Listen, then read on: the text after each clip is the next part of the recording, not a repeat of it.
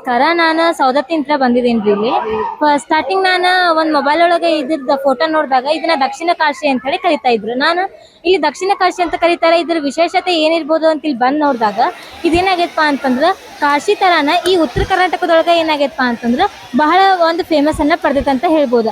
ಅಷ್ಟೇ ಅಲ್ಲದೆ ಇಲ್ಲೊಂದು ಹೊಂಡ ಐತಿ. ಆ ಹೊಂಡದೊಳಗೆ ನಾವೇನಾದ್ರೂ ಸ್ನಾನ ಮಾಡಿದ್ವಿ ಅಂತಂದ್ರೆ ನಮ್ಮ ಪಾಪಗಳೆಲ್ಲ ಏನಾಗ್ತಾವ ಅಂತಂದ್ರೆ ಎಲ್ಲ ಪಾಪ ಕರ್ಮಗಳು ಕಳೆದು ಹೋಗ್ತಾವ ಅಂತ ಹೇಳಿ ಇಲ್ಲಿನ ಬಹಳ ನಂಬಿಕೆ ಐತ್ರಿ. ಆದ್ರಿಂದ ನಾ ಇದೊಂದು ಪ್ಲೇಸ್ ನೋಡ್ಬೇಕಂತ ಹೇಳಿ ಇಲ್ಲಿ ಬಂದಿದ್ದೆ.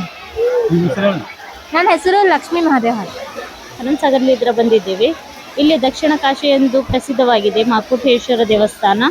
ಇಲ್ಲಿ ಪುಷ್ಕರಣಿಯಲ್ಲಿ ನೀರಲ್ಲಿ ಸ್ನಾನ ಮಾಡಿ ತಮ್ಮ ಪಾಪ ಪುಣ್ಯಗಳನ್ನು ಪರಿಹಾರ ಮಾಡಿಕೊಳ್ಳುತ್ತಾರೆ. ಇಲ್ಲಿ ಬೇಸಿಗೆಯಲ್ಲಿ ಆದರೂ ನೀರು ಬತ್ತೋದಿಲ್ಲ. ಎಲ್ಲರೂ ಇಲ್ಲಿ ಪ್ರವಾಸಕ್ಕೆ ಬಂದು ಇಲ್ಲಿ ಸ್ನಾನ ಮಾಡಿ ತಮ್ಮ ಪಾಪ ಪುಣ್ಯ ಪರಿಹಾರಗಳನ್ನು ಪರಿಹರಿಸಿಕೊಳ್ಳುತ್ತಾರೆ.